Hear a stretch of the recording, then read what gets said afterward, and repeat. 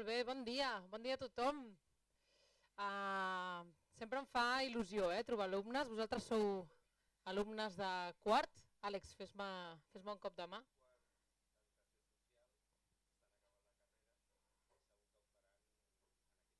Molt bé, educadors i educadores socials, fantàstic. Super, fantàstic. De fet, abans em presento, sovint parlo ràpid.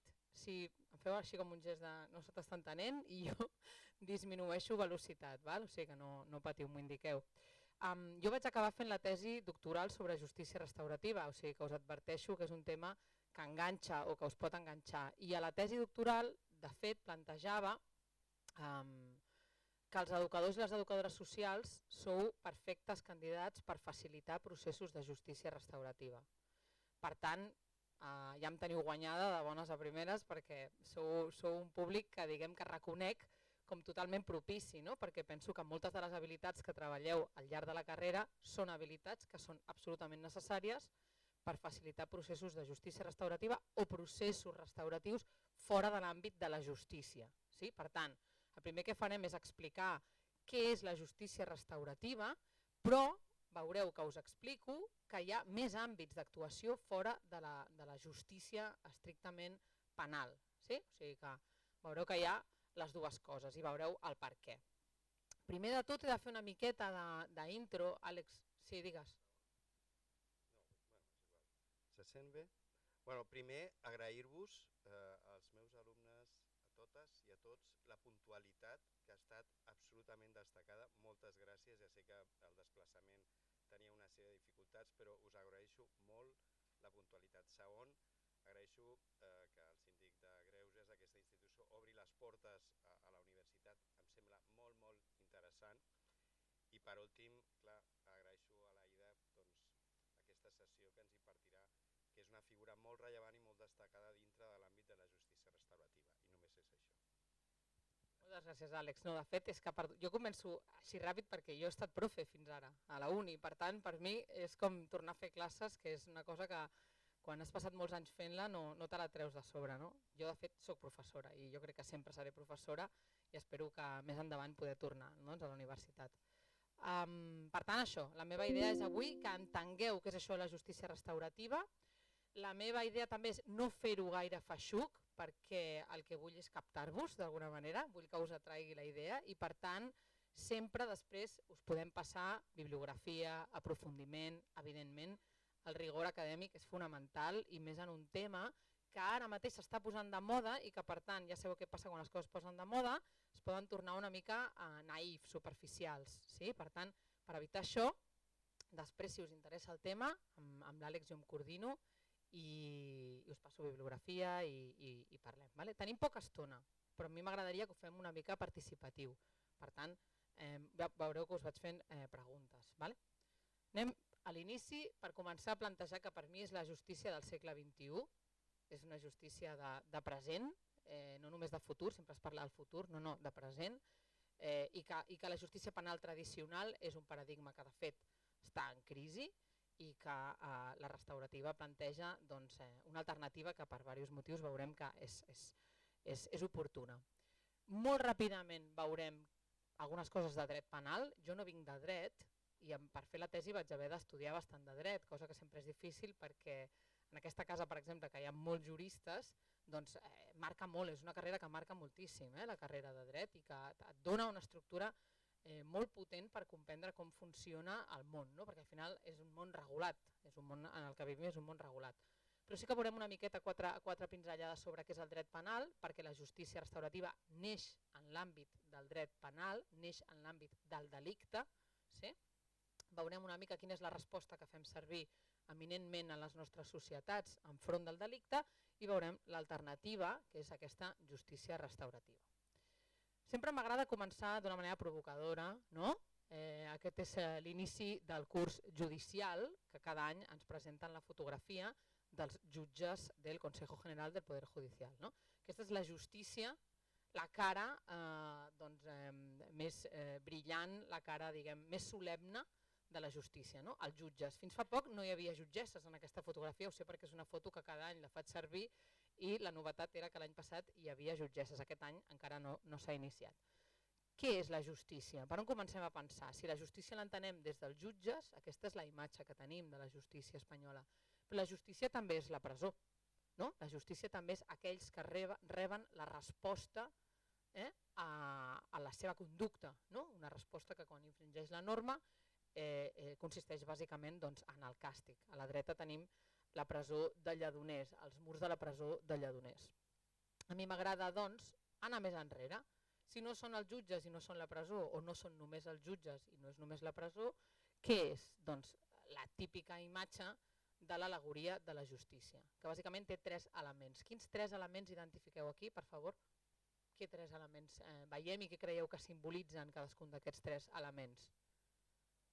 La balança, qui ho ha dit? La balança. I què significa? Què creus que significa la balança? Què simbolitza? Molt bé. L'equilibri, concretament, entre la norma que s'ha trencat, la conducta, sí, i la pena que li ha de correspondre. Per tant, és un principi de proporcionalitat el que intentem plasmar amb aquest símbol. Els altres 2 símbols, quins són? I què representen? La bena als ulls, que què vol mostrar-nos? Molt bé, que es diu que la justícia és cega, no? Se sol dir, perquè no veu qui té davant, no prejutja, no jutja la persona, no? És una justícia que vol ser imparcial. Sí? I el tercer és bastant visible, l'espasa. I què creieu que significa l'espasa? No ens ho havíem plantejat mai, potser? La lluita pels drets, no? I ens agradaria que representés la lluita pels drets. El càstig vol dir la força, la força que a partir del naixement de la justícia moderna, que això és a partir del naixement de l'estat modern, sí? És una justícia que es monopolitza per part de l'estat. És a dir, la violència o l'ús de la força, la coerció, passa a ser, i és la gran novetat, és el gran progrés de la justícia moderna, monopoli de l'estat. Les persones no poden agafar-se la justícia pel seu compte, sí? Sinó que és només l'estat qui pot. Per tant, aquests significats que estem ara, que molt bé heu identificat, imparcialitat, proporcionalitat i força, són el que simbolitza, sí? És l'al·legoria de la justícia, aglutina aquestes 3 idees que són les que caracteritzen el dret penal modern, és a dir, el dret penal, perquè abans del dret penal modern no hi havia dret pròpiament. No? Ens plantegem, per tant, establir unes normes iguals per tots, principi d'igualtat. Hi ha un WhatsApp aquí? El meu no és, us ho prometo. Vale. Sí, hi ha un WhatsApp, no? Doncs això, establir unes normes iguals per tothom, igualtat, acabar amb aquesta justícia privada, acabar amb aquesta revenja i cedir l'ús de la violència a l'Estat. Per tant, tot i que avui, sí, esperem que ens desmuntin això, tot i que avui parlarem de la necessitat de superar el paradigma de la justícia tradicional, hem de tenir clar que la justícia tradicional, és a dir, la que neix amb l'Estat modern, va suposar una millora, sí, de les condicions. Per què? Perquè abans de la justícia del dret penal, el que teníem era un món amb crueltat, impunitat, sí? On la justícia era una justícia exemplaritzant. Aquests són els típics gravats que podem identificar de l'edat mitjana, no? On una dona podia ser condemnada, acusada i condemnada de bruixeria i cremada a la plaça, on es veien els suplicis, no? Això si heu llegit, per exemple, és que estava pensant en Damien concretament, els suplicis a la plaça pública. Els suplicis a la plaça pública eren un càstig exemplaritzant per fer entendre a la gent el que li passava si cometia delictes. I per tant, el que teníem no era un món d'una justícia ideal, era un món d'una justícia, doncs això, on hi havia falta de garanties per a les persones acusades, on la crueltat imperava, es feia servir la tortura com a mètode per aconseguir que les persones declaressin els fets que havien fet i on hi havia impunitat, és a dir, els poderosos també se n'en sortien amb molta més facilitat de les possibles infraccions que poguessin cometre. El dret penal, per tant, l'hem d'entendre com aquell conjunt de regles establertes per l'Estat que associen al delicte una pena. i que consideren que això és legítim, és a dir, que aquesta manera d'operar regulada per l'Estat és aquella amb la que tots podem funcionar. Sí? Perquè sigui així, hi ha un principi que és el principi probablement més important, que és el principi de legalitat, no? Que diu que no hi ha delicte i no hi ha pena si la llei no és prèvia al delicte, és estricta, és a dir, està concreta i està escrita. Sí? Aquest principi de legalitat, hi ha moltíssims principis que regulen, no, de fet, però el principi de legalitat és probablement el més important i el més simbòlic d'aquest dret penal modern i d'aquest progrés que significa aquest dret penal modern. Per tant, introducció històrica feta, ja la tenim. Però a l'hora de la veritat el que veiem és que hi ha una pena, no? O sigui, quan algú comet un delicte hi ha una pena. Aquesta pena per què? Quina finalitat té? Té tres finalitats, que em sembla que això l'Àlex m'ha dit que ho heu treballat. Tres finalitats que no estan per ordre cronològic, perquè de fet la primera de les finalitats de la pena històricament, no? Que podem veure en la filosofia de Kant i de Hegel, sobretot és la retribució. Tal faràs, tal trobaràs, no? En definitiva, és a dir, hi ha d'haver un càstig, hi ha d'haver una pena, s'ha de pagar. No? Quan un visita per primera vegada una presó, és interessant. Algú ha visitat una presó alguna vegada aquí? Sí? Heu parlat amb els interns? I heu vist que ells parlen, per exemple, del que els hi queda per pagar? Ells diuen, me quedan por pagar, ¿no? 4 meses i tal. Ells parlen del que els hi queda per pagar. Són molt conscients de que paguen, sí? De que estan pagant amb el seu temps, amb la seva llibertat, estan pagant i compten amb temps, no? El temps. Aquest és un superdebat de per què el temps és la moneda de canvi, no? És molt interessant. En tot cas, hi ha aquesta retribució i que té una finalitat purament absoluta, és a dir, el càstig, a la pena, al delicte li correspon una pena. Sí? És la més antiga d'aquesta, estem parlant de segle XVIII-XIX. Val? Després arriba la prevenció general, que bàsicament té un format positiu i un format negatiu. Positiu en el sentit que la finalitat de la pena és que tots coneguem que hi ha unes normes, sí? Donar a conèixer que existeixen unes normes i que aquestes normes han de ser complertes per tots, i la seva accepció negativa, evidentment intimidar, no? És a dir, conec la norma i sé què succeeix quan trenco la norma. Sí? Per tant, aquesta seria la prevenció general. La prevenció especial és la més nova, sí? La identifiquem ja en el segle XX, i és quan comencem a parlar de reeducació. S'han fet servir múltiples termes, reintegració, resocialització, reeducació. No? Això ho veus molt en com han anat canviant, com la història de la semàntica és també una història de la nostra societat, no? De quin terme fem servir per voler indicar què, no? En aquest cas.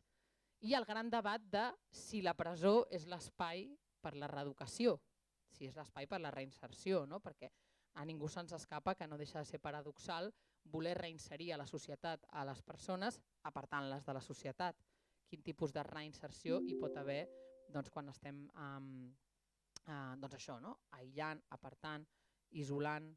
De fet, en els països nòrdics es parla de normalització. Ells el que també fent servir, triant la paraula normalització, i el que es proposen és que les persones arribin a la normalitat, no? Tenint en compte que la normalitat també té unes condicions i una accepció molt concretes. Molt bé, veiem que la prevenció general i la prevenció especial tenen un sentit utilitarista, és a dir, el que fan és fer servir la pena perquè la persona és un mitjà, la pena és un mitjà per aconseguir un altre fi, que la persona no delinqueixi, que les altres persones no delinqueixin. Sí, vaig massa ràpid perquè aquesta és una part densa, ho teniu treballat, oi, això una mica? Perfecte. I es diu que miren al futur. Estan pensades per evitar que altres persones cometin delictes i per evitar que la persona que ha comès el delicte en primer lloc no torni a cometre un delicte. La mirada és cap al futur. En canvi, la retribució, fixeu-vos, té una perspectiva absoluta i mira al passat, perquè el que està mirant és la pena, el que està mirant és la conducta, és el delicte. Es fixa en el delicte i diu, en base al delicte que es va cometre en el passat, avui hem d'aplicar aquesta pena. Avui, aquí, vull dir, en el nostre món, en el present, com es concreta aquest dret penal? No ens oblidem que penal ve de pena, que sempre estem parlant en aquest punitiu, aquest vocabulari l'hem de tenir també una mica per la mà. Quines formes de càstig coneixeu? No perquè vosaltres hagueu comès mai un delicte, que sé que això seria impossible, res més allunyat de la realitat, però sempre tenim algun amic que potser ha entrat en contacte amb la justícia d'una manera o altra. Quines formes? Quin seria la més lleu? Una multa, efectivament, no? Vull dir, una multa en el fons és un tipus, no? És una de les respostes diguem que l'Estat contempla, que el dret penal contempla quan infringim la norma. Més tipus. Serveis a la comunitat. Què més? La mediació, no sé si la mediació és una forma de... però en parlem. No sé si és una forma de resposta penal pròpiament. Perquè, bueno, hauríem de parlar què és la mediació. No, sí, exacte. No, jo et dic que no és un tipus de resposta penal entès així, perquè no és un càstig que se t'apliqui, sinó que serà una proposta. No? La mediació, la primera cosa que passa en qualsevol procés restauratiu, o la primera condició, és la voluntarietat de les parts. Sense voluntarietat no hi pot haver un procés mínimament autèntic. En canvi, en la multa no requereix cap predisposició de la persona. La multa és pagues la multa, serveis a la comunitat és com una visió gairebé d'intercanvi, no? Estàs pagant amb el teu treball. Sí? Quines altres formes, potser més severes, coneixeu?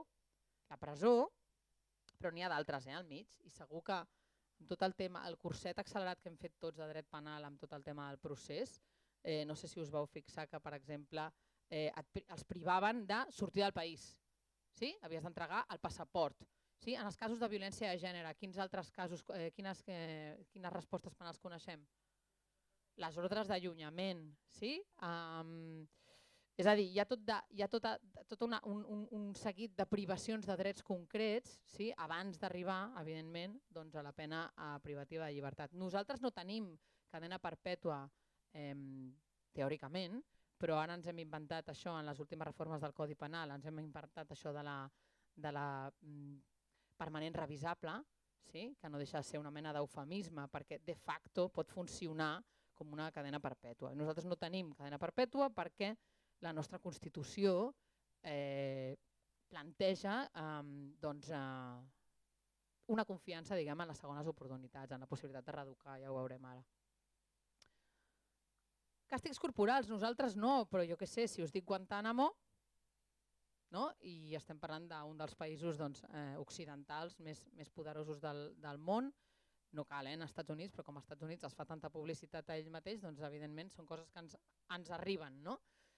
Sabem que ells tenen pena de mort, sabem que fins i tot els hi causa problemes a Califòrnia, els hi causa problemes el tema de la pena de mort perquè tenen una llista d'espera de persones per arribar a executar la seva pena, que van tan endarrerits perquè ho han de fer, és una mica també irònic, no? Perquè han de dur a terme l'execució seguint uns protocols i unes garanties i això genera uns tempos que s'estan endarrerint i que tenen a gent això, que porta mesos o anys esperant a ser executada i ara, per exemple, Human Rights Watch està plantejant que això és una forma de tortura psicològica, és a dir, tenir la gent 2 anys esperant a ser executada quan el seu dia ja ha passat, no? Diguem, d'alguna manera. Per tant, entenem que avui encara hem de ser conscients, existeix la cadena perpètua i existeixen els càstigs corporals com a forma, fins i tot a democràcies, evidentment, on no hi ha democràcia difícilment hi haurà respecte pels drets humans en aquest sentit. I la pena de mort, clar, evidentment, això, cadena perpètua i la pena de mort. L'article 25.2 de la nostra Constitució espanyola diu, però, que les penes privatives de llibertat i les mesures de seguretat estan orientades cap a la reeducació i la reinserció social. Això impedeix la pena de mort i impedeix teòricament la cadena perpètua. Això és important, perquè si la nostra Constitució diu això, voldrà dir que tota pena, que tota resposta penal ha d'estar dissenyada per a la reinserció social. Estem posant més èmfasi, per tant, en la prevenció especial, la segona de les finalitats de la pena, i traiem importància teòricament a la retribució. A l'hora de la veritat, això no és ben bé així, perquè Espanya, en els rànquings, he evitat posar xifres, Espanya, segons tenint en compte Europa, el context europeu, estem una mica per sobre de la mitjana pel que fa a la durada de les penes, sí? O sigui, tendim a castigar amb bastant de temps, sí? Amb penes més aviat llargues, i tendim a castigar bastant fent servir la presó, totes dues coses, en comparació amb altres països europeus. M'agrada posar aquesta imatge sempre per reflexionar una mica sobre què és la pena privativa de llibertat, no? I sempre plantejo als alumnes que s'imaginin, que us imagineu, que teniu l'ocasió d'anar al Vela, que s'ha erigit en un símbol del luxe, no? A Barcelona. És l'hotel possiblement més famós, que ara ha definit l'skyline de la nostra ciutat. Imagineu-vos que podeu entrar al Vela, però heu d'entrar-hi amb 2 o 3 condicions. La primera és entrar sols. La segona és entrar sense telèfons mòbils i, evidentment, ordinadors, tablets, etc. I la tercera és que no us poden venir a visitar més que al hall. Sí? Quant de temps creieu que acceptaríeu entrar en aquesta mena d'experiment? Quant de temps creieu que aguantaríeu en aquesta mena d'experiment fins dir, ja, me'n torno a casa? Home, ara us heu mostrat aquí molt compromès. Jo tinc alumnes que sempre em diuen una setmana per tastar el menú, perquè la cuina té fama i sempre em diuen una setmana mínim per anar tastant una mica cada dia com va la cuina, la piscina, pensa que hi ha una piscina, saps? Pensa que tenen un tros de platja, pensa que vaja, saps? Vull dir, podem dir, aquí han dit una hora i un dia han dit, màxim. Què dieu els altres? Una setmana, és que jo crec que una setmana ho toleraríem bé. Home, el tema del mòbil soc conscient que cou molt i que probablement aquí això us ho faria pensar, no? Sí, jo crec que sí, que quan Lledoners posa piscina a la presó, per exemple, no? Quan la presó de Lledoners va obrir la piscina, doncs, però és una notícia que va sortint cíclicament, no? Llavors la gent comença a fer comentaris, hi ha des dels mitjans de comunicació també es promou molt, no? Aquesta visió de tenen piscina, quina barra, jo no tinc piscina, hi ha no sé quants menús, resulta que a la presó tenen menús, no? De diferents tipus, ja només això és el colmo, tenen gimnàs, no? Estan de vacances i tot això ho estem pagant tots, no? Aquestes són algunes de les reflexions que podem fer quan no ens plantegem què vol dir realment la privació de llibertat. La privació de llibertat és el que s'anomena l'última ràtio, és a dir, l'últim recurs, dit d'una manera més bèstia potser, és l'acte de violència més gran que l'Estat pot cometre contra nosaltres en un estat com el nostre. La privació de llibertat és violència d'alguna forma, no? Si un entra a una presó, percep, no? Què succeeix allà, no? I aleshores, quan jo poso l'exemple del Vela, m'imagino, sí, pot ser un espai de luxe, pot ser un espai de gaudi, i pot ser que des de la finestra arribi un dia que pensis, mira les famílies aquelles que estan amb l'entrepà i la Coca-Cola, no? Prefereixo 1000 vegades l'entrepà i la Coca-Cola i estar-me a la platja tranquil·lament amb la meva família que està al Vela. Per tant, les presons, tot i que fossin tan luxoses com l'Hotel Vela, això no les faria ser menys dures, menys greus com a resposta, perquè el que estem experimentant aquí és la privació de llibertat. Sí? Però és que a més no són l'Hotel Vela, vull dir, hem fet aquí la conya, però no és l'Hotel Vela ni molt menys. Vale? Això de fet és la piscina de Lledoners. Sí? Piscina de Lledoners, que a més, anècdotes que te'n vas assabentant, quan la van obrir els va passar que tenien massa metres, era massa llarga, llavors a partir de X metres has de tenir socorrista, no tenien pressupost pel socorrista i per tant durant 2 anys la piscina va estar allà muntada i amb l'aigua i els interns no podien banyar-s'hi. Per tant, no sé si és una forma de tortura, però quasi. No? Si fos un estiu com el que hem passat aquest any, probablement ho seria. Ara ja funciona i està habilitada. Aquest és el pati de Batràs. No sé si algú ha estat a la presó de dones de Batràs, que encara és una presó que encara està oberta. Està previst, segons la Conselleria de Justícia, tancar al llarg del 2023. És una presó on viuen també els fills de les internes fins als 3 anys. Aquest és el pati, sí, on juguen els nens i les nenes fins a 3 anys a la presó de Batràs. Fins fa uns anys era fins a 6 anys, a Europa encara conserva alguns països fins als 6 anys, però això s'ha homogenitzat i en principi només poden viure fins a 3 anys. I aquesta és una presó amable, justament perquè hi viuen dones i nens, és una presó amable, és una presó on no hi ha la reixa obrint-se i tancant-se tota l'estona, diguem que és un altre context. Sí? Però bueno, això són les presons, no són el Vela. Això és Quatre Camins, des d'una vista aèria, que també ens dona una altra perspectiva, no? Amb els mòduls. Veníem del model panòptic, no? La model, per això es diu la model, doncs tenia aquest panel, aquest model panòptic que Jeremy Bentham amb l'utilitarisme, no? Va dissenyar aquesta capacitat d'estar empresonat i que tu mateix et vigilis a tu mateix perquè tens tan clara la noció de vigilància des d'aquest ull central que tot ho veu, no? Que el que aspirem és a fer un sistema més eficient en termes d'evitar posar recursos en aquesta vigilància i que sigui el propi intern que es vigila, però ara ja des de fa bastants anys estem en un model de mòduls. Sí? Això és Brians 1 i Brians 2, són doncs, les presons més grans on acumulem més interns. La pena privativa de llibertat és privació de llibertat, però és també, no? Què vol dir la privació de llibertat? Què vol dir aquesta abstracció de la privació de llibertat? Doncs vol dir aïllament, vol dir separació de les famílies. Els que heu anat a la presó a visitar-la alguna vegada o a treballar-hi o a fer un voluntariat, heu vist que els interns tots tenen família. Tots tenen família, és una passada, no? És a dir, que el primer que et trobes és amb gent, et sobta, no, això? Et sobta trobar-te amb el Manolo, amb el Pepe, que t'expliquen, no? Que el fill, que la filla, que la dona, que el germà, que la germana, que la mare, que el pare. Per tant, quan posem algú a la presó, no només estem castigant aquella persona, estem castigant la família d'aquella persona. Això hem de tenir clar, és a dir, que hi ha un impacte secundari en la privació de llibertat. I és un impacte fort, penseu en els fills, penseu en el que vol dir créixer amb un familiar a la presó. Penseu en l'estigma, però penseu també en com afecta això en el vincle.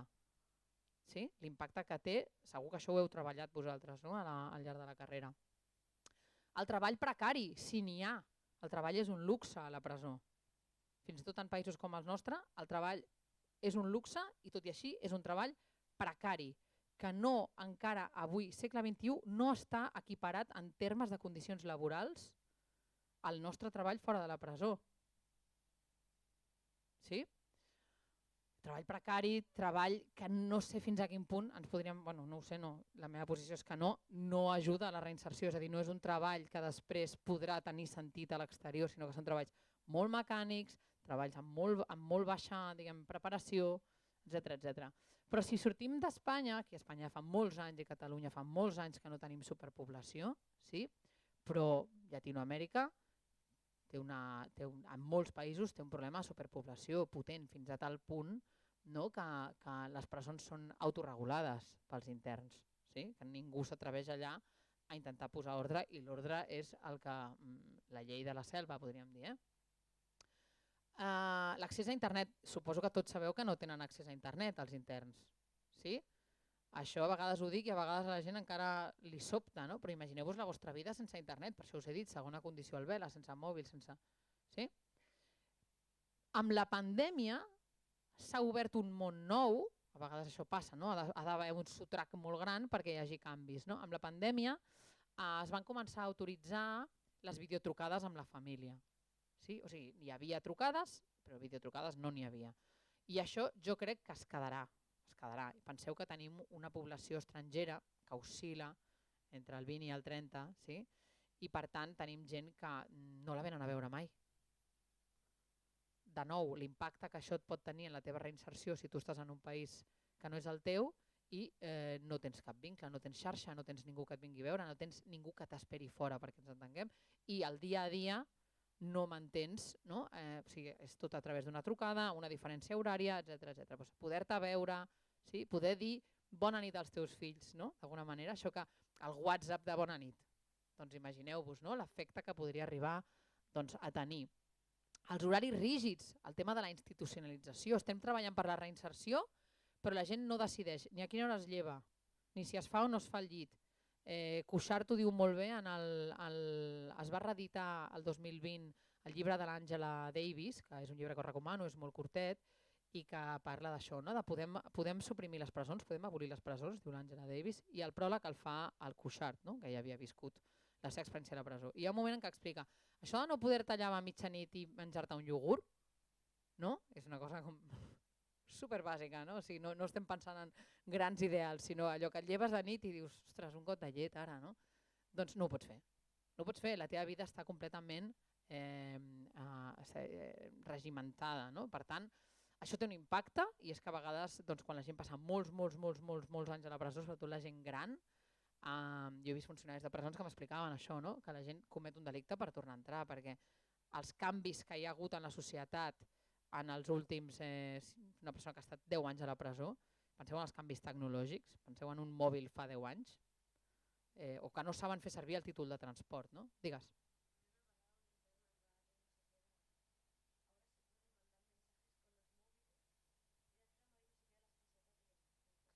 Va parlar de pessetes i aquí ja...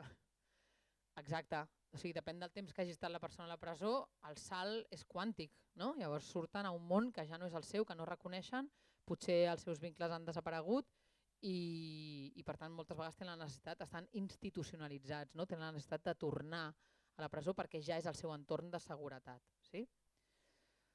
Prendre una copa de vi. Nosaltres hem rebut el mestratge d'un professor alemany, que és el professor Frieder Dunkel, que ell explicava on diu el Codi Penal que quan tu vas a la presó no et puguis prendre una copa de vi, no? O sigui, el jutge no diu 3 anys, 8 mesos i 5 dies i cap copa de vi. No ho diu això, no? O cap cervesa, no t'ho diu això, no? Llavors, per què hi ha totes les càstigs afegits al càstig? No? Que són càstigs que no podem veure, però que hi són. No? Per sort, els nostres interns, per exemple, no porten uniforme. Sí? Poden vestir-se com vulguin, però hi ha molts països on encara porten uniforme. Per sort, els nostres interns poden votar, per exemple, sí? Però hi ha països on perds el dret a vot en el moment en què es comès un delicte. Sí? O sigui que fixem-nos, no? Que és interessant veure la dimensió del càstig. Sí? Molt bé. I què està passant doncs, en el món? Doncs en el món la presó està de moda. Està de moda, estem en un crescendo. No és un crescendo homogeni, però creix la presó com a resposta penal. Veiem que és una xifra absoluta que simplement ens ha de servir, però 11 milions de persones empresonades al món i aquesta tendència té diferents dimensions. Hi ha hagut un augment en 15 anys, del 2000 al 2015, del 20% de la població penitenciària, quan la població mundial ha crescut només un 18%, és a dir, proporcionalment creix més la població penitenciària que la població mundial. On ha crescut més? Oceania, Amèrica, quan parlem d'Amèrica estem parlant de tot el continent, sí? Un 14% a Estats Units, que està baixant, perquè als Estats Units portava una tendència de creixendo des dels 80, un 80% a l'Amèrica Central, un 145% a Sud-amèrica. Per què? Aquí aquestes xifres tan diferents ens fan reflexionar, no? Nosaltres les hem pogut treballar una mica. Veiem doncs, que a Sud-amèrica la presó s'identifica com una lluita contra la impunitat. És a dir, quanta més gent tinc a la presó, és una lectura que tots hem fet, vull dir, jo també l'he feta, no? Quanta més gent tinc a la presó, millor està funcionant el sistema. No? M'està indicant, és un indicador positiu, que estic lluitant contra els delictes, sí? contra la impunitat. Europa està disminuint un 21%. Això requeriria moltes dades que he tret perquè ja veieu que no tindrem temps. Però Europa ha disminuït, us ho dic, ja està, no passa res, no perquè els europeus siguin més civilitzats, sinó perquè a Europa, especialment als països del nord, fa anys que estan deixant de fer servir la presó, que estan deixant de fer servir la pena privativa de llibertat com a resposta al delicte. És a dir, estan diversificant la resposta penal. Per què? Entre altres coses perquè per motius que avui també plantejarem, però per motius ètics, però també per motius d'eficàcia i d'eficiència, com veurem ara. En canvi, interessant que la població penitenciària femenina s'incrementa en un 50%. Per què creieu que succeeix això? molta trampa perquè no és fàcil, però per què creieu que succeeix això? Per què s'ha incrementat la població penitenciària femenina un 50% i les últimes dades confirmen aquest creixement? És a dir, no és només fins al 2015 que és aquesta mesura que es va fer, sinó que s'ha mantingut fins al 2022, que és on estem ara. A nivell mundial, Espanya continua...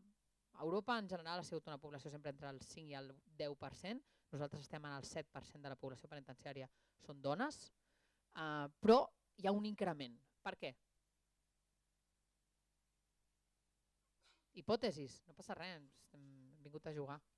Hipòtesis? Què se us acuden? Què se us acut? Què pot ser? Bueno, no sé, jo estava pensant en la pobresa, que robaven per donar menjar als seus fills, però totalment hipòtesi, no sé. Vale. Sempre és veritat que la delinqüència femenina està molt més relacionada amb la pobresa que no pas la masculina, tot i que hauríem de veure amb quines formes, no? Llavors, quan les dones necessiten buscar-se la vida, què fan? Molt bé. D'una banda es prostitueixen, no? I llavors què passa? Que hi ha països on això està penat. Això dependrà de què dius que és delicte. No? Aquí no està penat l'exercici de la prostitució, però hi ha països on sí està penat.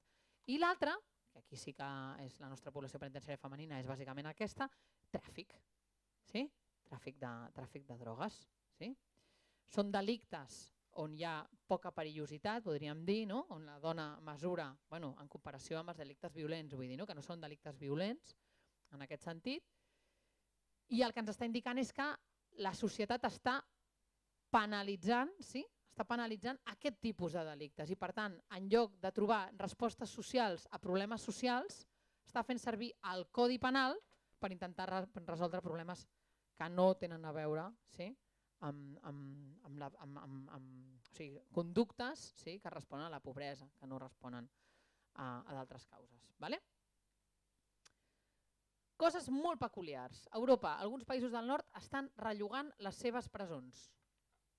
Tenen presons buides i les relloguen a països veïns. Això ho està fent, per exemple, a Holanda. Holanda està rellogant les seves presons a Bèlgica, creant aquí, jo no soc jurista, però creant una dificultat legal afegida, i és que tu estàs portant d'un altre país amb un codi penal diferent, sí, interns, perquè estiguin a les teves presons sota un règim reglamental, podríem dir, que és el de quin? El del país d'origen o el del país de rebuda?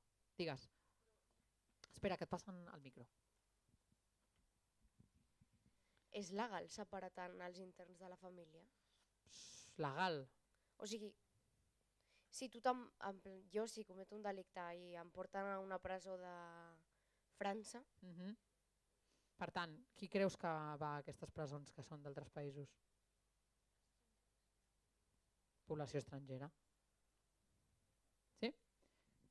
Així ha passat, per exemple, amb el tema de, fixa't, Kosovo.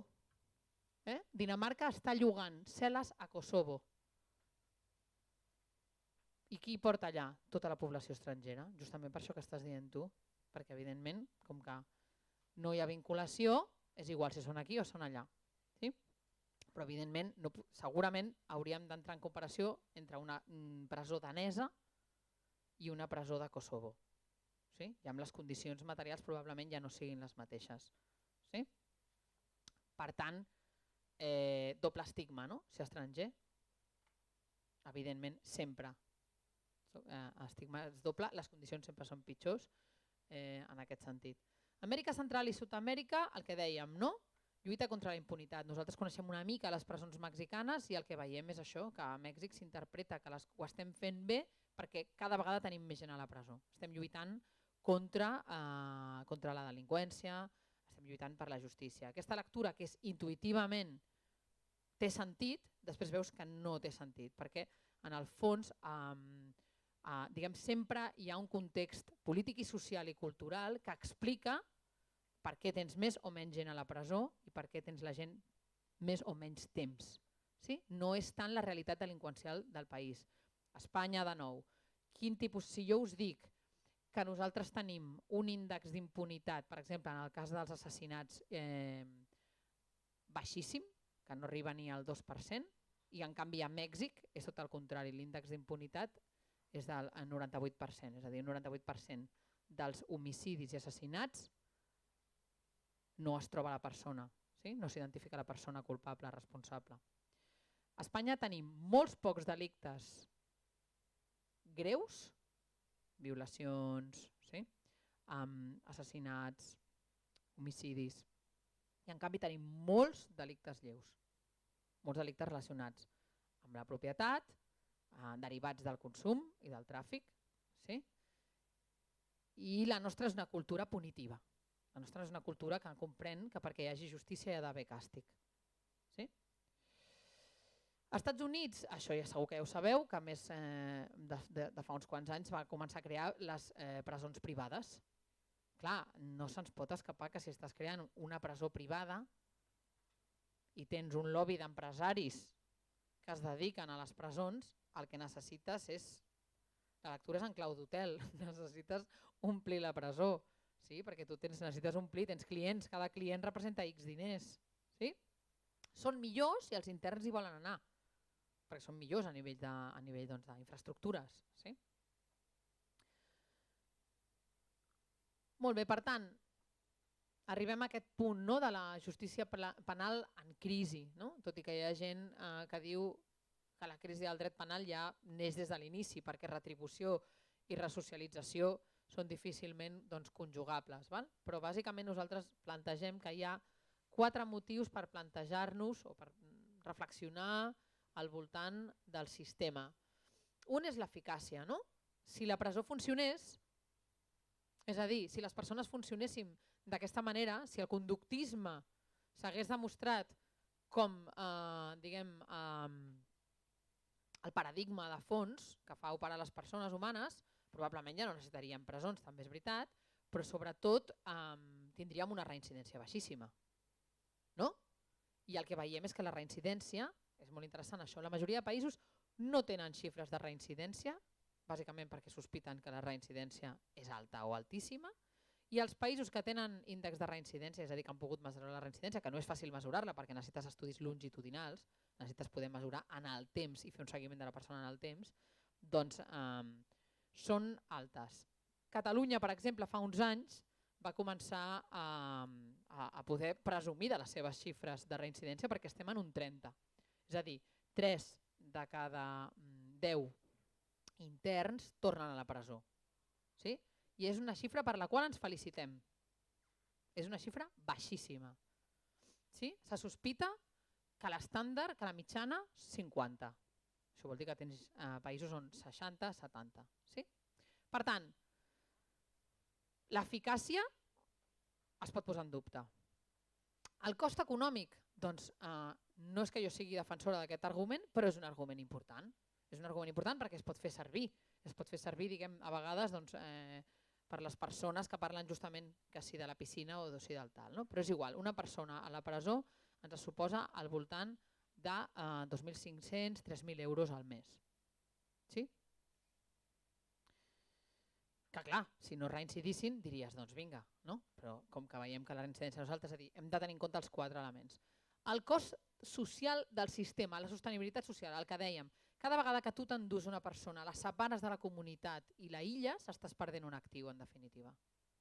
Estàs perdent un actiu i estàs impactant en tot el voltant, no? Estàs impactant en els fills, estàs impactant en la dona, estàs impactant en els pares, estàs impactant en aquella xarxa. És un actiu que estàs perdent, d'alguna forma. Sí? La sostenibilitat ètica, és a dir, els motius de la problemàtica ètica que ens planteja que per ensenyar-li a algú com s'ha de comportar li fem mal. No? Això ens genera un dubte ètic. És a dir, és ètic el càstig? Des d'on? On queda el respecte a la dignitat de la persona? La idea de la retribució pura, que és que s'ho ha guanyat, és sostenible al segle XXI? Vosaltres que sou educadors, sabeu que l'educació no està aquí, sabeu que les noves corrents de pedagogia no estan aquí. Per què mantenim això amb els interns però no ho mantenim en tots els altres àmbits? Digues. sempre hem crescut, ens hem educat amb aquest sistema, amb aquest modus operandi, dualisme de càstig, de pena, càstig, ara? O de causa-conseqüència, com ho introdueixes o com fas que la gent accepti un sistema que va totalment contrari a com fins ara ha estat funcionant. Sí. Perfecte, ara anem. Stefan, és la pregunta introductòria ideal, exacte. No tenim una solució màgica, de totes maneres, perquè evidentment tots tenim molt interioritzat aquest paradigma. Per tant, jo crec que tenim molta feina, primer per posar-lo en qüestió i segona per veure si aquestes alternatives poden tenir encaix en la nostra manera d'entendre el món. Hi ha una alternativa? Doncs nosaltres pensem que hi pot haver una justícia que reconegui la dignitat de les persones, una justícia que finalment sigui resocialitzadora, una justícia que sigui més eficient, és a dir, que no inverteixi tant en la presó, perquè la presó al final és un recurs amb un alt cost econòmic, social, ètic, etc. I més equitativa, perquè després el que veiem a la presó és que qui hi va, qui està a la presó, i això va pels que també m'heu dit que heu entrat, veus una certa homogeneïtat a nivell social, és a dir, veus que són exactament els més vulnerables de la societat, els que no tenen altres recursos, els que han arribat allà perquè el sistema, en el fons, té un biaix. El sistema té un biaix. Llavors això ho hem de reconèixer. Estem penalitzant la pobresa sovint. Molt bé, doncs nosaltres plantegem que la justícia restaurativa té aquests elements.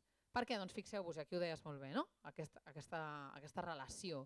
Si havíem dit que la justícia penal tradicional planteja unes regles que associen el delicte a la pena com a legítima conseqüència, la restaurativa ens plantejarà que aquesta relació entre delicte i pena no és autoevident i que de fet podríem entendre el delicte, ens hem inventat aquest terme de delicte, però podríem estar parlant sobretot, més que de delicte, de dany, perquè el delicte es referencia a la norma. És la infracció, és infringir una norma, però el delicte sobretot és un dany. Pensem en qualsevol delicte, un robatori. Si algú ha experimentat aquí, per exemple, un robatori lleu, d'aquests que tant, un furt fins i tot, un furt, algú li han furtat alguna vegada alguna cosa? Sí o no? Aixequeu la mà els que us han furtat alguna cosa. Fantàstic, veus com que tenim molts delictes d'aquest tipus? Es confirma. Probablement si heu anat alguna vegada a fer la denúncia, el primer que heu trobat és que tothom ha minimitzat allò, perquè no portaves prou diners, el que hi havia no era de valor i no t'han fet res. Llavors sembla que socialment la teva lectura ha de ser no ha passat res, no ha sigut greu, ja està. Però això no vol dir que no hagi tingut un impacte en vosaltres. Era una mà? És una mà? Estàs aixecant la mà? Vale, he vist el boli. No sé si us heu permès pensar en l'impacte que això pot haver tingut en vosaltres en el furt. És a dir, potser a casa teva la teva mare t'ha dit però com portaves el bols obert? Però és que com s'ha t'acut, jo què sé, deixar el mòbil damunt la taula? No? A partir d'ara has hagut d'aprendre la lliçó. Has hagut d'aprendre la lliçó. I la lliçó quina és? Doncs que tu has fet alguna cosa malament. I per tant això ha tingut un impacte en tu i possiblement vas al metro amb molt més compte, tens una mica de por, has dit a les amigues el que t'ha passat i les amigues totes. Hi ha hagut un impacte que es pot mesurar en dany. I poso un delicte lleu perquè aquí ens entenem tots. Ens entenem tots en aquest nivell. Després hauríem d'anar pujant. Per tant, el delicte es pot interpretar com a dany? Doncs els pensadors que han abogat per aquesta justícia restaurativa creuen que sobretot és un dany. En primer terme és un dany, no és el trencament d'una norma abstracta regulada per un estat. És el dany que li han infligit a la persona. La persona ha patit el delicte, en la majoria de casos. I per tant, hi ha un impacte directe sobre la persona, hi ha un dany directe sobre la persona. I aquest és el que ens importa. Aquí és on hem de posar l'atenció, perquè aquest dany haurà generat unes necessitats. Haurà generat necessitats que tenen a veure amb comprendre què ha passat, amb identificar el culpable, saber que allò no tornarà a passar. Totes aquestes coses, totes aquestes necessitats es deriven no del delicte, sinó del delicte entès com a dany. I per tant, què necessita sovint la persona? Una reparació. Necessita que repari el dany que satisfaguin aquestes necessitats que han quedat al descobert amb el delicte. Anem a veure com. Ara és quan el cervell comença a dir què està dient aquesta senyora? Sí? Digue'm. O sigui, plantejo, no tinc ni idea com... Quan tu portes com el delicte com a un terreny com més individual cap a la persona que li fas dany o el que sigui, com no entraries com en això, en un terreny com individualista, fora de les normes com més socials, com amb un criteri com més col·lectiu, o sigui, menys col·lectiu quan planteges això? Evidentment aquest és un dels riscos i hi ha tot un corrent que diu aquí és on hem de posar l'atenció, sí? No tornar a la venjança privada, en definitiva, no tornar com que tu m'has robat la cabra, jo et robo el porc. Sí? Com que tu m'has ratllat el cotxe, doncs jo el que necessito per sentir-me reparada és trencar-te la finestra del cotxe a tu. No?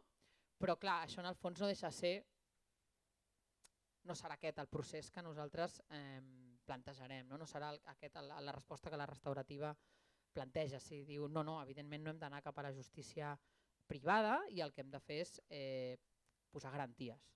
Per tant, el que és interessant de la restaurativa és que no juga fora del sistema, juga dins del sistema, però troba l'escletxa per poder satisfer les necessitats que el delicte com a dany ha generat. Ara veurem com. És normal que us plantegeu això. I és normal que estigueu pensant en assassins i violadors. Sí, quants de vosaltres esteu pensant en assassins i violadors després d'aquesta explicació? Uns quants. Vale, no passa res, és normal. Sempre anem a pensar en això.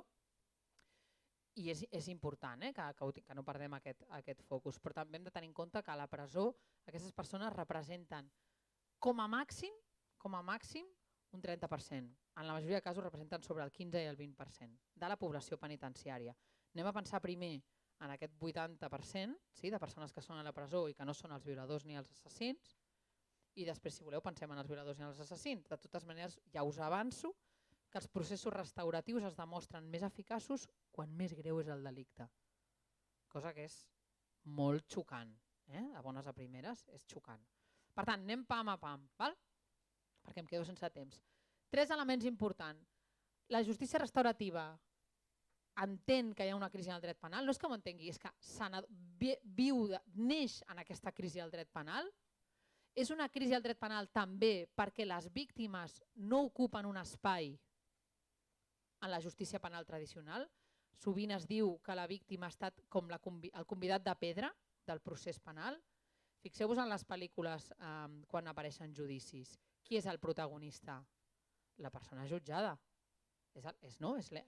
Tot es mou al voltant del culpable, per dir d'alguna manera, de la persona condemnada. És el vertader protagonista. La víctima sovint és entesa de facto funciona com una mena de testimoni, és a dir, fa la seva declaració, explica els seus fets, però el jutge l'aparta del procés, i no només l'aparta del procés. En els últims anys, en casos com el de la Manada, etc., hem entès tots què és la revictimització, per exemple. Quantes vegades una víctima ha de declarar sobre els fets que ha patit. Quantes vegades aquella versió serà posada en qüestió per més d'un professional. Perquè el que s'està gairebé jutjant és si és o no és veritat el que la víctima està plantejant. Això la justícia penal tradicional no ho solventa. Una altra qüestió que tampoc solventa és la satisfacció de les víctimes. És a dir, sovint les víctimes després d'un procés penal queden decebudes, queden frustrades. D'una banda, han experimentat aquesta mena de maltracte institucional i de l'altra, el resultat del procés no és el que elles esperaven. Potser perquè probablement no coneixem prou la justícia, és a dir, esperem coses de la justícia que la justícia no ens pot donar, això és importantíssim. I segona, perquè potser la pura retribució, és a dir, que la persona estigui a la presó, no és sempre la resposta que totes les víctimes necessiten. Això és important, perquè quan no som víctimes, tots creiem que sabem què volen les víctimes. I hem de tenir en compte que la veu de les víctimes és diversa. Per tant, el primer que fa la restaurativa és escoltem les víctimes. Escoltem les víctimes. Anem a veure les víctimes què ens diuen d'allò que han viscut, què ens diuen d'allò que necessiten davant del que han viscut.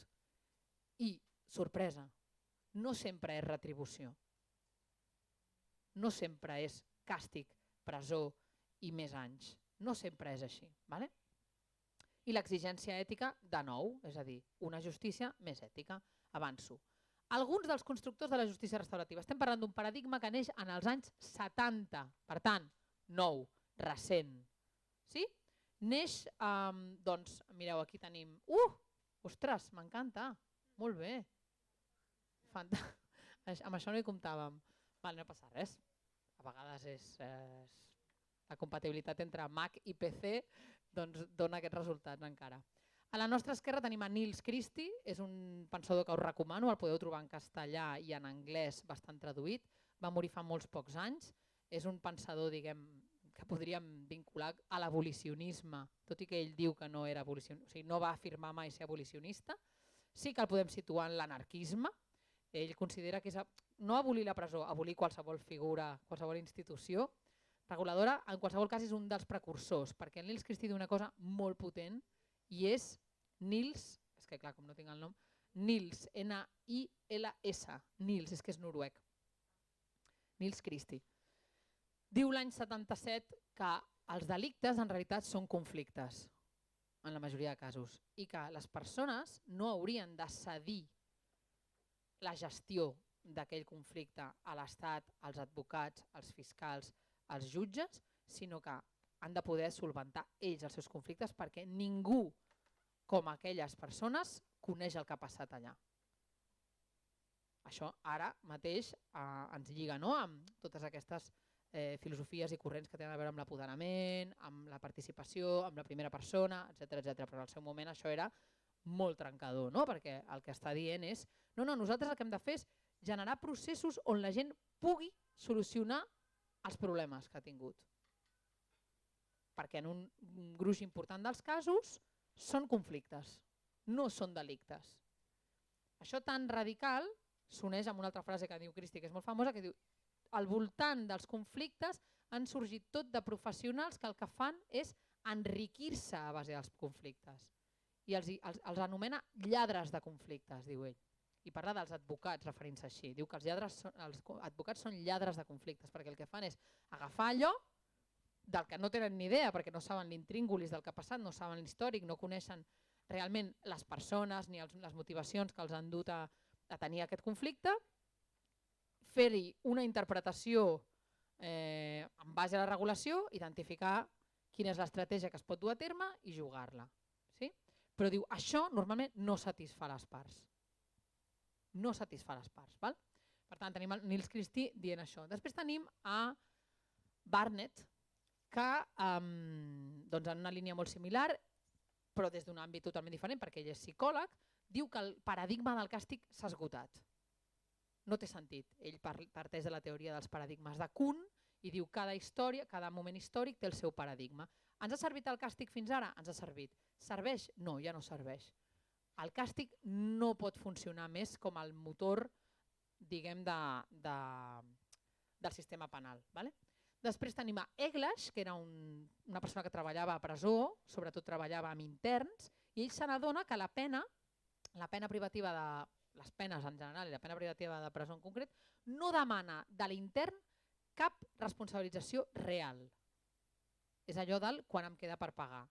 No demana de la persona que realment es faci càrrec del que ha fet, de l'impacte que han tingut els seus fets, del que ha significat allò, i per tant es posi en una predisposició real de canvi i de transformació. Llavors diu, la feina ha de ser una feina creativa, la feina amb l'intern ha de requerir que l'intern posi de la seva part. Ha de ser en primera, o sigui, ha de ser algo liderat per la persona, si no, no és autèntic. Si no, no hi haurà canvi, no hi haurà resocialització ni reinserció. En tercer lloc, Howard Zehr, el més important possiblement perquè és el primer senyor que va parlar pròpiament de restaurativa, que té un llibre que es diu Changing Lenses, crec que l'han traduït, però no me recordo com l'han traduït. Changing Lenses vol dir canviant-se les ulleres, no? Canviant d'ulleres, l'any 90, i aquest és el qui realment comença a dir no, justícia retributiva d'una banda, restaurativa de l'altra, anem cap a la restaurativa. I en últim lloc, John Braithwaite, australià, que parla de la importància o del valor moral que té la vergonya. És a dir, ell diu que tots tenim una mena de brúixola moral, sabem quan estem fent una cosa que està malament feta i que treball comunitari pot ajudar aquesta persona a identificar el que ha fet malament i sobretot a treballar per construir futur. És a dir, parla d'una vergonya no estigmatitzant. No? És allò a vegades que diu prefereixo que, jo què sé, a l'institut, a l'escola, no? Prefereixo que em facin fora de classe a no que parlin amb la meva mare, perquè només de pensar el que la meva mare em dirà, no? Vull dir, ma mare m'ho farà passar pitjor, no? Per què? Doncs perquè la meva mare, hi ha una exigència moral. Aquesta exigència moral Braithwaite la identifica i diu hem de poder treballar amb aquesta exigència moral des de la família, des de la comunitat, etc etc. Vaig molt malament de temps, ho sé. Algunes idees clau de la justícia restaurativa. Acabar amb el paradigma del càstig, retornar els conflictes a les persones, promoure el reconeixement del dany per part de la persona autora, la responsabilització i la reparació, parlant de les 3 R's a Regne Unit. Dignan parla de les 3 R's. Incloure la víctima i no només la víctima, preguntar-nos qui ha estat afectat per aquella situació. Comences a preguntar qui ha estat afectat i surt molta més gent que no pas la persona víctima i la persona ofensora. Tots els entorns són afectats per una situació de delicte. Sí? Dissenyar processos participatius i transformadors, que no siguin estigmatitzants. Continuo amb les idees claus. Ens cal per això processos voluntaris i aquí tenim una falla. És a dir, si és un procés voluntari vol dir que tens gent que et diu jo no vull participar d'aquest procés. Però com pot ser autèntic un procés si no és voluntari? Com pot ser autèntica la responsabilització dels fets si la persona no accedeix a responsabilitzar-se i a reconèixer els fets? Per tant, no és la resposta màgica, però és una resposta diferent, que ens obre la porta a pensar d'una altra manera. No? Però sí, hi ha d'haver una voluntarietat. Apodera les víctimes i genera relacions de no dominació. Sí? Igualitàries. La triple R que us deia, responsabilitat, reparació, reinserció. I volia passar-vos aquest petit film perquè es veu, és un curtmetratge, si el podem anar posant, per favor, qui hi hagi, perquè presenta el que suposo que voleu veure, que és entendre com funciona un procés restauratiu. Aquest està fet a Regne Unit i és una promo del propi govern, per donar a conèixer els processos restauratius. És un tipus de metodologia i està molt resumida i evidentment és una visió maca, però sí que ens fa una idea de què succeeix en un procés de justícia restaurativa. Si podem posar-ho... Ai, o ja ho faig jo.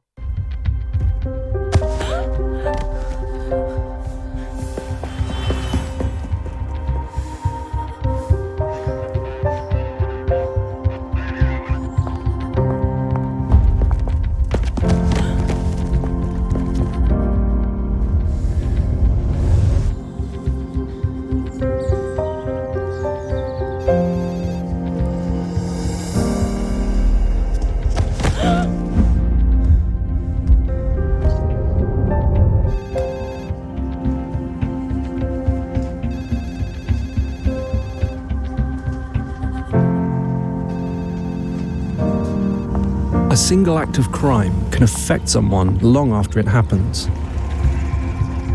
The mind replays it endlessly, warping what really happened and consuming our thoughts.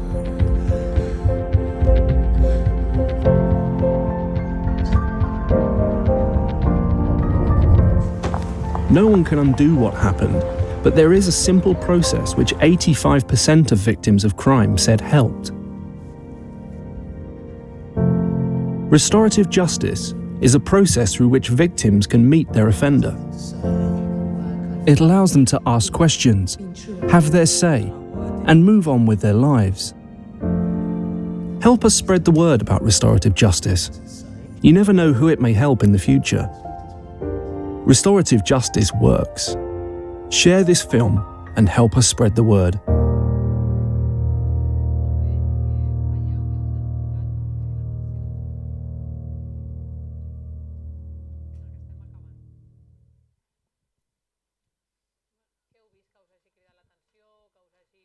Da dun dun da da dun da dun dun da da dun da dun dun da da dun.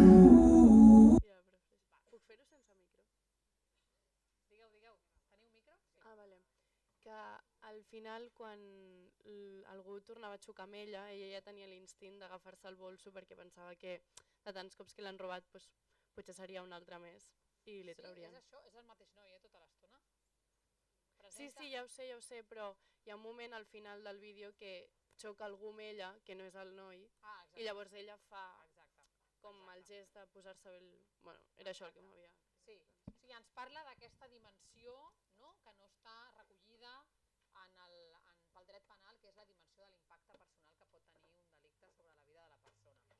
Sí? Perquè efectivament li han robat el bolso i probablement no duia gaire res de valor, i el recorregut que jo podria tenir a nivell judicial, que és el màxim que pot passar en una situació així. Vas a judici, si troben a la persona, sí? Si troben a la persona, que seria la primera cosa, si troben a la persona, i igualment el nivell de... Perdó, gràcies. Perdó. Doncs això, el recorregut judicial que pot arribar a tenir un cas com el que se'ns presenta doncs és molt curt, no? És molt limitat, i en canvi el que veiem és que el procés de justícia restaurativa en aquest cas facilitaria una transformació de la vivència de la persona víctima, de la vivència del que ha viscut la persona, de l'experiència de la persona víctima, però alhora també fixeu-vos que se'ns mostra la persona doncs, ofensora, la que ha comès el delicte, havent d'explicar, havent de reconèixer, havent de probablement comprometre's, depèn del tipus de procés que es dugués a terme. I en canvi aquesta és la imatge més habitual en un judici a Espanya. Sí? És una altra imatge. El que us dèiem, tenim aquí el presumpte culpable, la persona que està sent doncs, jutjada, els jutges, i evidentment no tenim ni un procés aquí participatiu, sí? Ni un procés igualitari. Està molt clar qui regeix aquest procés, el regeixen els jutges, sí? No el regeixen els participants. Heu vist que en el procés de justícia restaurativa hi havia més persones? En els processos de justícia restaurativa es convida a persones properes, persones de suport, en molts casos, perquè puguin participar, diguem, del procés si la persona així ho necessita.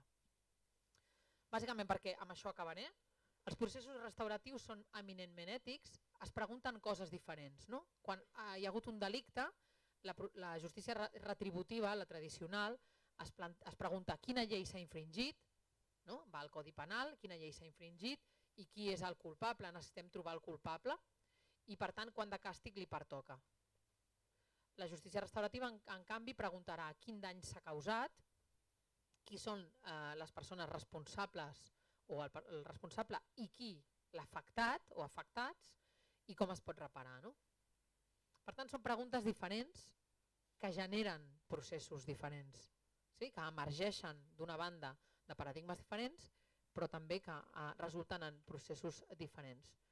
La resposta al delicte ha d'intentar reparar el mal, els ofensors han d'entendre que el seu comportament té conseqüències reals, no el que em queda per pagar, conseqüències reals en la vida de les persones.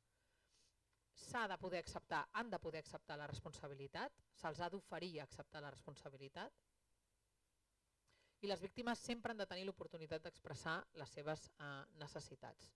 Si podem, que la comunitat hi participi. Acabo amb això, dir-vos simplement que Catalunya té un programa de justícia restaurativa, és a dir, s'estan fent processos de justícia restaurativa des del Departament de Justícia.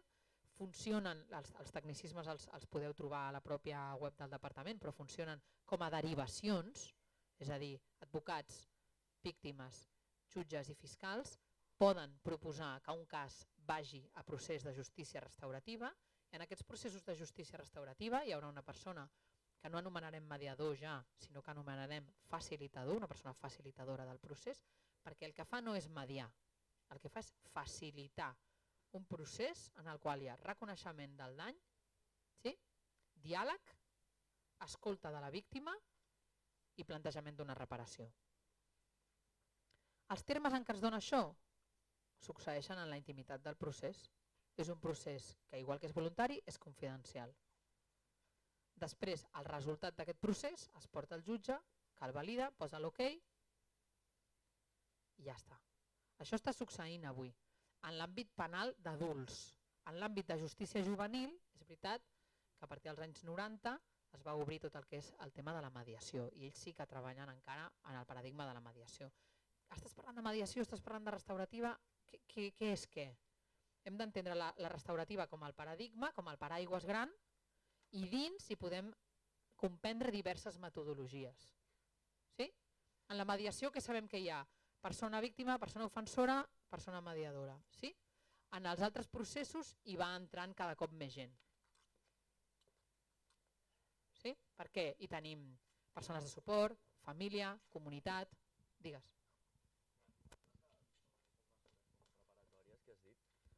Sí, no són mesures, són processos. Sí, com quan arriben com a un acord, en què es subjecten? O sigui, com a qualsevol...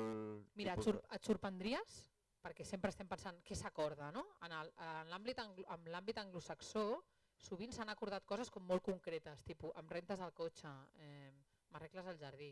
El que jo veig a Catalunya, he pogut observar els processos de justícia restaurativa, és que els acords són el menys important. El més important és el que ha passat allà, al llarg de 2 o 3 mesos, que és la possibilitat de ser escoltat, la possibilitat d'expressar, la possibilitat de preguntar. Sí? Per què? Doncs perquè els delictes a vegades són coses molt abstractes, no? Però sovint són agressions. Tu i jo hem perdut els nervis en un moment de trànsit, t'has baixat de la moto, m'he baixat del cotxe, m'has trencat m'has pagat amb el casco, jo t'he insultat, t'he amenaçat, això són delictes. Això pot anar a judici. Si jo m'escalfo i tu t'escalfes, jo et denuncio, tu em denuncies, anem a judici.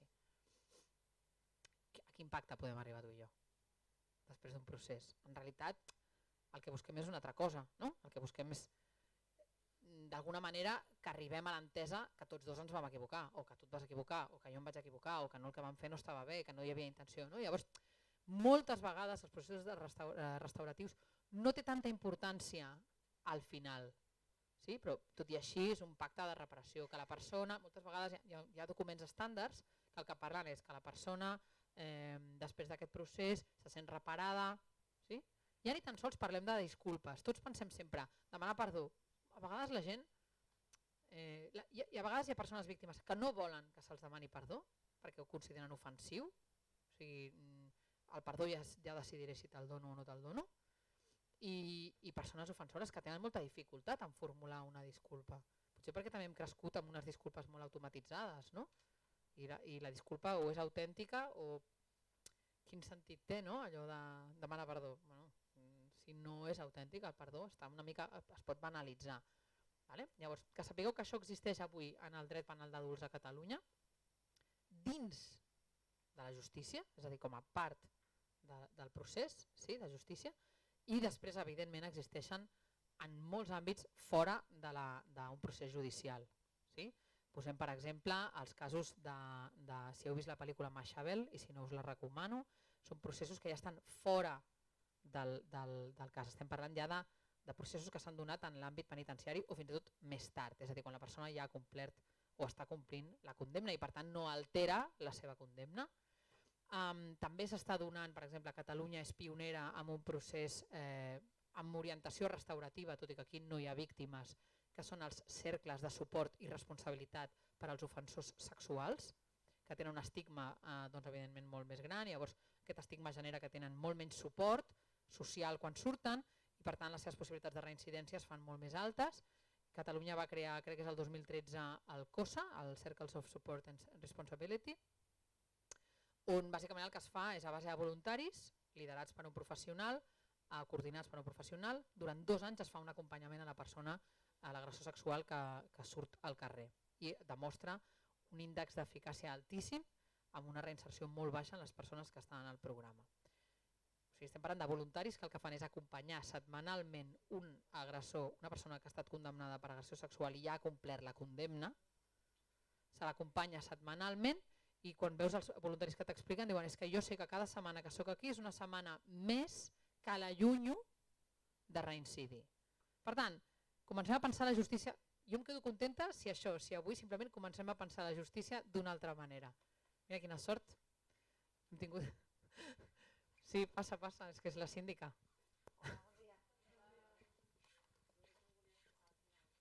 Estàvem acabant i estan molt participatius. Què tal és l'Àlex? Doncs això, hi havia una pregunta? Sí?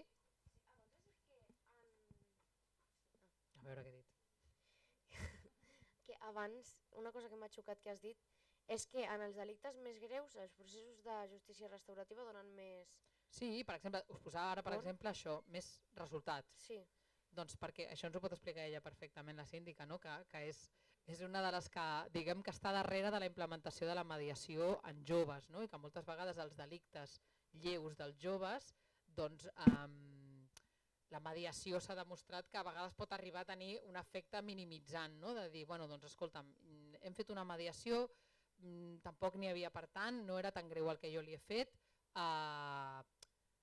no és un procés gaire transformador en aquest sentit i veiem que hi pot fins i tot haver reincidència o, com moltes vegades ella m'ha explicat, els propis joves diuen no vull tornar a fer mediació després d'haver fet una mediació, ja ho he viscut, és massa dur, no em vull enfrontar a l'impacte que ha tingut el meu delicte sobre la persona. Sí? Això pot passar, però en canvi amb els delictes més greus, com ha passat al País Basc amb els casos de terrorisme, té un poder transformador potent, tal i com expliquen les pròpies víctimes, i per això us emplaçava a veure la pel·lícula de Mashable. Això vol dir que totes les víctimes de delictes greus han de fer processos de restaurativa? No. Això vol dir que hi ha víctimes a qui un procés d'aquestes característiques pot ajudar. Pot ajudar més que no pas una resposta des del dret penal tradicional. Sí? I Europa, nord d'Europa, doncs, ens dona molts exemples, fins i tot en casos de violència sexual, en casos fins i tot de violència de gènere, cosa que aquí encara no estem en aquest punt ni molt menys, i està prohibit per llei. Poder fer processos restauratius en casos de violència de gènere aquí està prohibit per llei, explícitament prohibit.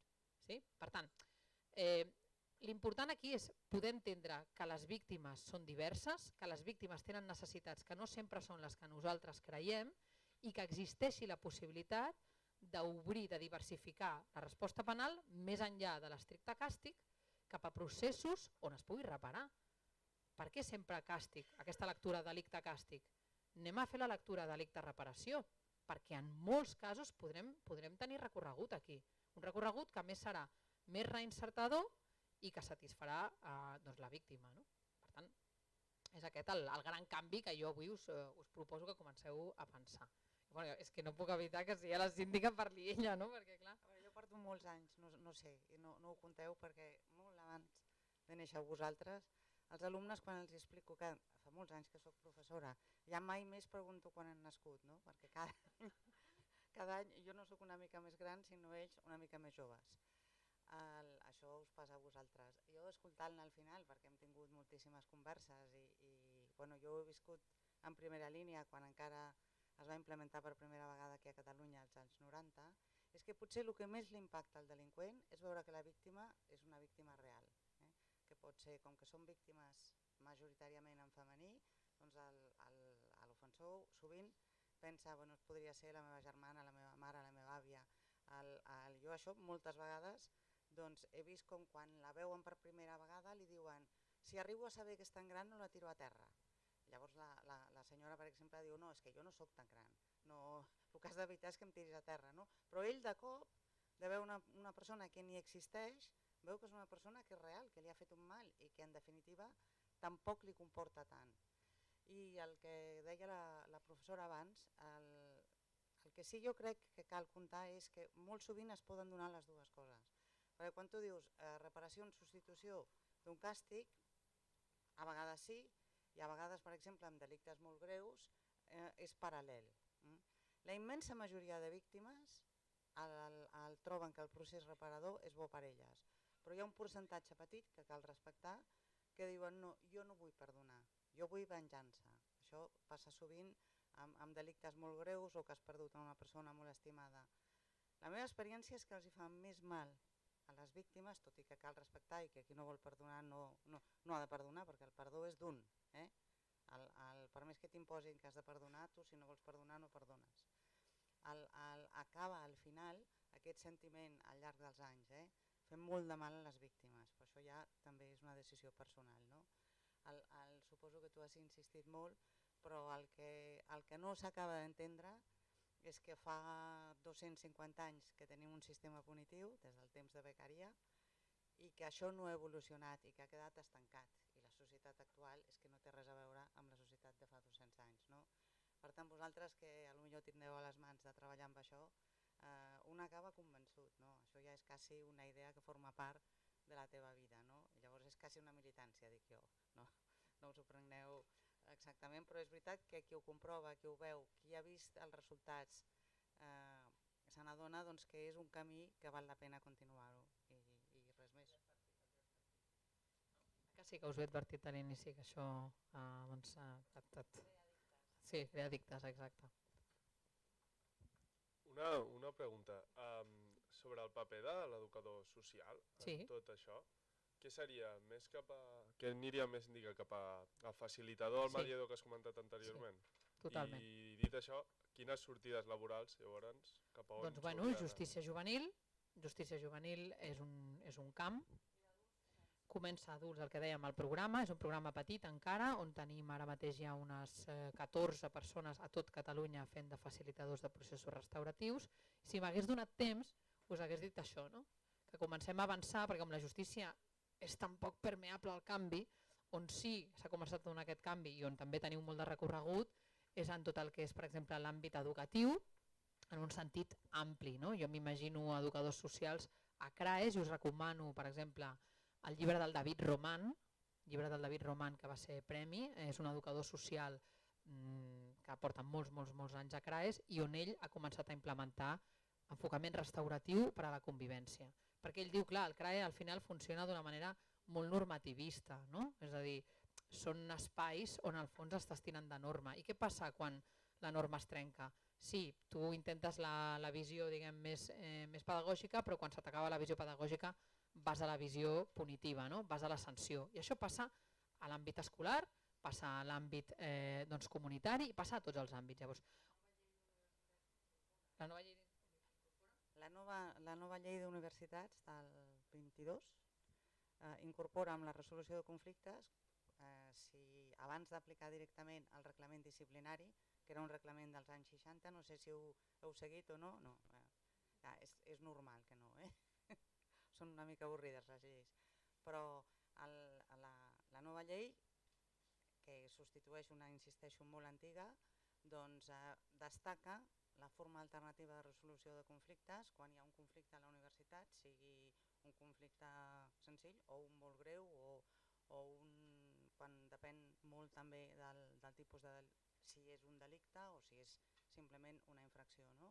Però destaca la solució alternativa de conflictes. A mi em va sorprendre, perquè és una llei molt nova i ja directament dintre dels conflictes universitaris, abans d'aplicar el reglament disciplinari, apunta cap a aquesta via.